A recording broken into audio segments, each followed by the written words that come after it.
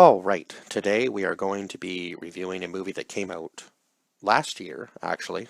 RRR, which was a uh, an Indian film. And I think this was kind of the first one that's really ever competed with Hollywood. I can't remember exactly how many like watch hours this got in the first month, but it was a crazy amount. So it was a super popular film on Netflix, and I had to finally get to it at the nearing the end of the year for me, but it is what it is. I finally got around to it after watching everything else that I wanted to watch, and just being kind of crazy busy at the end of the year, just packing a whole bunch of films in.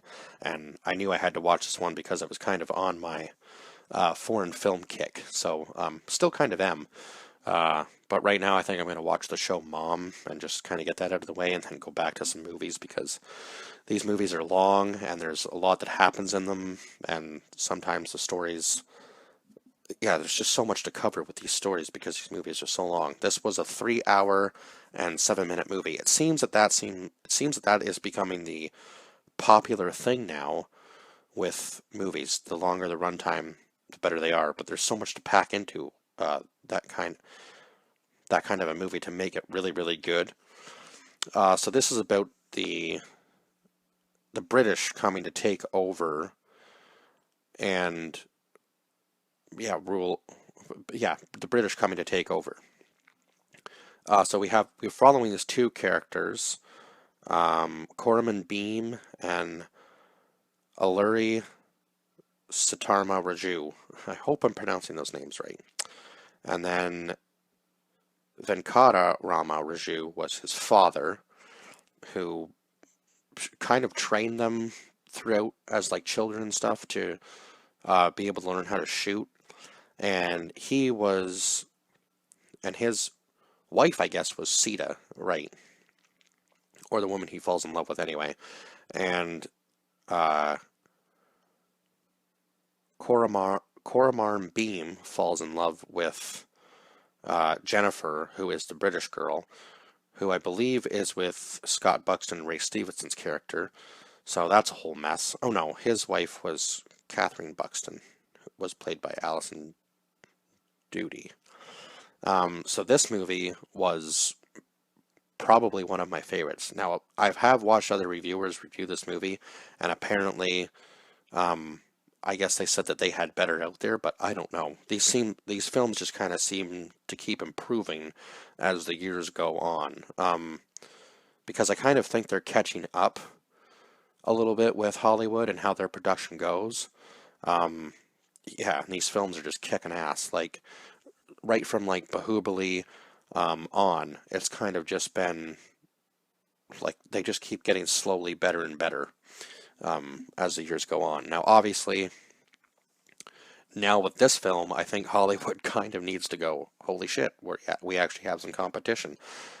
Because eventually, I believe these films are good enough to even come out in theaters here in Canada and the States and so on and so forth. Because, yeah, they're good enough to be on the big screen. They are. They've proven that with this one. Now, I don't think this was released in theaters here in Canada. I might be wrong. If it was, missed the I totally missed it because this should have been viewed on the big screen. That would have been cool to go see in a theater. But I don't think it was. I think it was just straight to Netflix here in Canada. I can't remember the exact release date, but anyway, that's not super important, I guess, for the review, is it? So one of the uh, girls is captured from the jungle by the British. Her name is Molly, I believe, or Mally. Maybe it was Mally. I can't remember the exact pronunciation. But yeah, she's taken away by the British governor um, and basically held prisoner by the British. So her older brother, um, Kamaram Beam, is trying to basically disguise himself as like a normal citizen in order to get into, was it the British Embassy, I believe? I think that might have been what it was, in order to save his sister. Meanwhile, the other guy, who is part of the British, I guess kind of like a security guard, basically, and he wants to become the top guy, only to find out that he's actually been staging a revolution the entire time in order to get all these guns to bring them back to his people so that they can actually take the British out. um, so yeah, he had to be very deceitful and actually had to hurt his own people in a sense in order to do what he was doing. So both of them kind of had the same sort of goal in a sense, but they didn't realize it. And oh, he was a cop. One of them was a cop, and the other guy was obviously the guy he had been looking for the entire time without even knowing it. And he ends up searching for his friend, Beam's friend, and then not even without even realizing it, they kind of become best friends, and he ends up finding Beam's friend and arresting him for what he had done. And they become best friends, and then he deceives him and arrests Beam for his crimes, and then he ends up getting captured after deceiving the British governor, because he realizes that he has to save Beam, and it's just like a whole mess after Beam is able to so I was kind of wondering why they were capturing animals at the beginning, because he's devising this whole plan to actually go into the British embassy and just absolutely annihilates most of the army with these animals. And I like how all these films put in the beginning like no animals were harmed in the making of these films. Now, in this film, I will say the animation of the animals kind of lacks in these films. And I wouldn't really say this was the best, but as far as it goes, I would say this was one of the better ones where the animals looked way more realistic. Not to say that they were like top notch. It was top notch realism, but I mean, yeah, the action sequences in this film were just absolutely amazing. Right from the very beginning, where they have this little place set up where Raju is, and he has to go out and get one of the guys, and he's just like fighting off like crowds of people with just himself, and almost gets beat to death, literally, in the very opening scene, and goes over and splashes his face with water, and then just stands back in line with his it's almost like similar to a nightstick, but it's just all wooden, so it would probably hurt even more if you're just getting walloped with it all the time. But that action scene was just like, if that was the opening to the film, you know this film's going to be epic. And even the dance scene between the British and Raju and Beam was just, it was just funny. Like, absolutely excellent. The fact that the British guys couldn't keep up, and then Raju lets Beam win the dance competition in order to get closer to this British girl. Yeah, and they end up falling in love, and because she ends up falling in love with Beam, she kind of sees the way that they're being treated, and she kind of, I guess she has a lot of power, so she's able to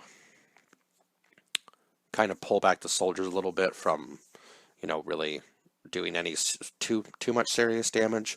Now, obviously, the governor wants to, I guess, have rule over the entirety of India. So this is set in the 1920s. This was a fictional story, though. I believe they said that at the very beginning. Like, none of these characters are real. Now, I don't know whether this was actually based on history.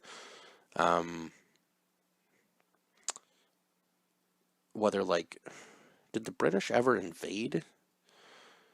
Oh my god, I'm trying to remember if they actually ever did invade India. I can't quite remember. But anyway, this story itself was obviously fictional. This part of the story, I guess, about these two guys. But it was an epic action movie, I gotta say that. And then at the very end, when Raju and Beam team up together, and take out the entire British army basically single-handedly between the two of them, and then blow up the building. And just the way that the governor's wife dies is just, oh my God, this movie was just extra gory with the way the action scenes were filmed. So kudos to this movie. Definitely one I would say that you have to go see. Uh, yeah, because it was just like, just especially the one where, especially the action scene where Beam goes to save Raju from being in basically solitary confinement in the ground, and the way he was just like tapping the ground to find which cell he was in was cool. And then when he had him up on his shoulders and Raju was just like taking the guns and like bang, bang, bang. Oh my God, it was just such an epic movie.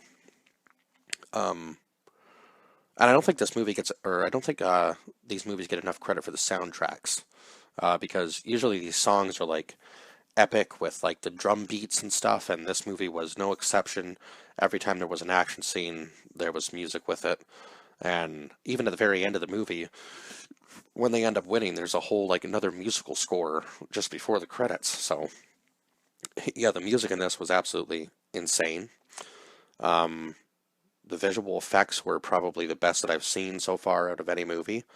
Now this was kind of similar for me, like as far as graphics go. I guess I could compare this one kind of to Bahubali 2. Now I know that obviously these films were very separate. Like, when did Bahubali 2 come out? 2016 or 2017? I can't quite remember exactly. But yeah, it was, you could kind of compare the two together as far as visual effects go. I think those three movies so far have probably stood out the best for me as far as visual effects go for these types of films. Um, Now, I started watching this in English and immediately had to change it to Hindi with subtitles because it was just so off when they were trying to get the other people to speak English that you could just tell the words were way off. Now, I'm not sure if Hindi was the original language this film was in, but if it wasn't, it's the closest and best for me anyway, personally, to kind of immerse myself in the film. And I'd much rather read the subtitles and try to watch somebody dub it over with English, because that was just, oh wow, it was bad. You could tell that's not even really close to what they were saying. So, but some of this movie is in English, obviously, because the British are there, right?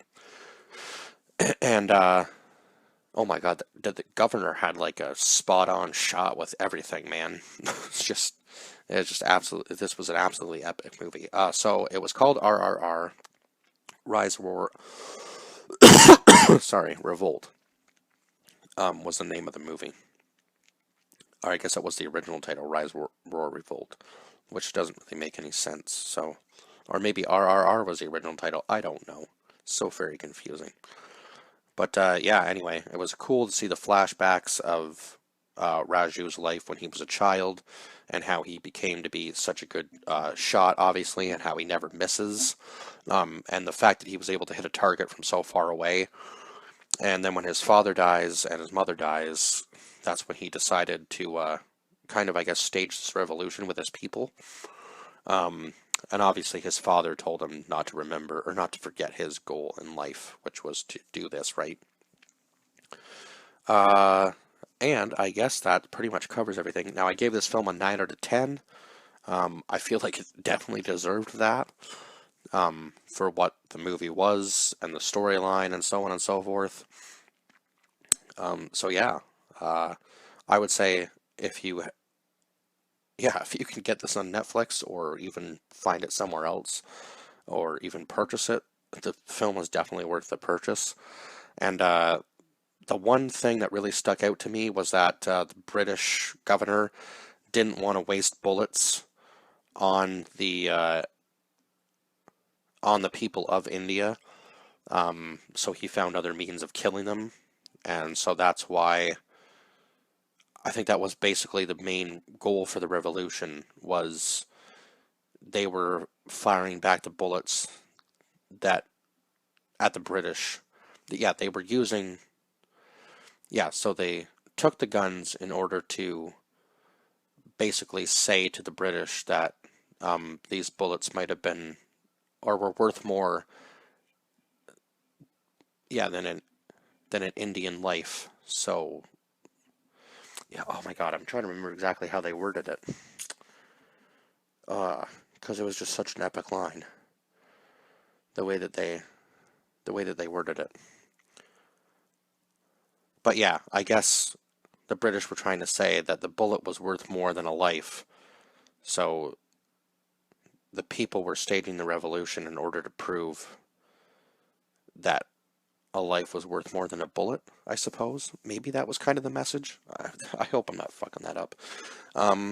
Anyway, I would definitely go back and watch this movie again because I think it's just a masterpiece of a movie. And I will see you guys in the next review. Yeah, 9 out of 10 is what I give this film if I hadn't said that already.